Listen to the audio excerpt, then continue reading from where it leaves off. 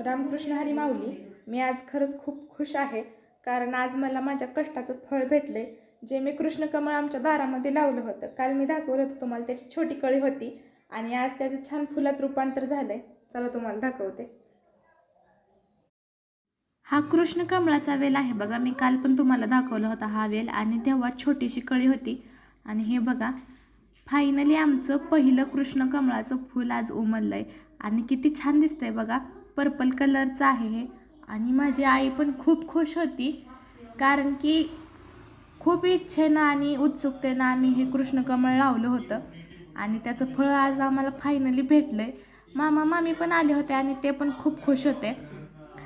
मामांनी पण माझ्याबरोबरच कृष्णकमळाचा वेल लावला होता, पण त्यांचा आला नव्हता. आणि माझा जो मी लावला होता वेल, तो माझा नीट आला होता आणि त्यासाठीच मी खूप खुश आहे. आणि इकडं बघा, 2 कळ्या पण आहेत वर. आणि हे फूल मी हातात घेतलं होतं बघा. आणि हे मी पहिलं फूल कृष्णाला अर्पण करणार आहे.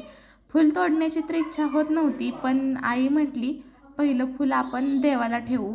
देवाला म्हणण्यापेक्षा कृष्णालाच ठेवणार आहे आम्ही हे फूल. आणि आमच्यात सगळे कृष्णाचे खूप मोठे भक्त आहेत. स्पेशली मी आणि माझी मम्मी, आम्ही दोघी कृष्णाचं खूप मोठे भक्त आहोत. आणि बघा, मी फूल तोडायला लागले. माझं पप्पा पंढरपूरला चाललेत आणि पप्पांपाशी मी हे फूल देणार आहे कृष्णाच्या चरणाला अर्पण करायला. आणि मी तोडून घेतलं होतं बघा हातात. तोडल्यावर तर ह्या फुलाचं सौंदर्य खूप वेगळंच दिसत होतं. आणि हे फूल उलटं पण केलं बघा मी, पाठीमागून पण कसं दिसतंय बघा. आणि हे पर्पल कलरचं फूल आहे. पिंक कलरचं पण असतं, पण पिंक कलरच्या फुलापेक्षा हे पर्पल कलरचं फूल खूप ॲट्रॅक्टिव्ह दिसतंय. आणि बघा किती छान दिसतंय हे फूल. आणि आपल्या घरी अशी फुलं असल्यावर तो आनंद खरंच खूप वेगळा असतो. आणि ही शेवंती आहे बघा माझ्या दारातली. किती काळ्या आल्यात शेवंतीला पण. आणि पाऊस पडल्यामुळं तर जास्तच बहर आला आहे शेवंतीला. आणि ही निम्मी कळी उमलली आहे बघा.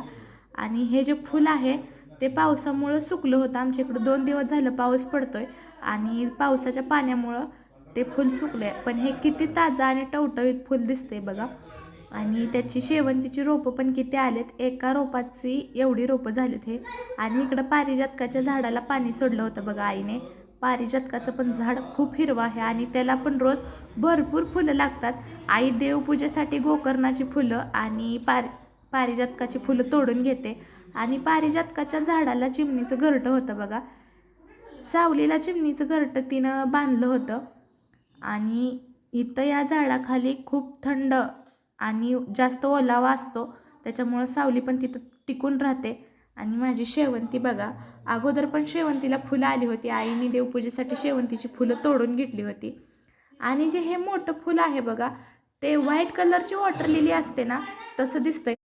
आणि आपल्या दारात अशी छान निसर्गरम्य वातावरण आणि सुंदर अशी फुलं असलं ना, सकाळची सुरुवात खूप छान पद्धतीने होते आणि फुलांना बघून एवढा उत्साह येतो.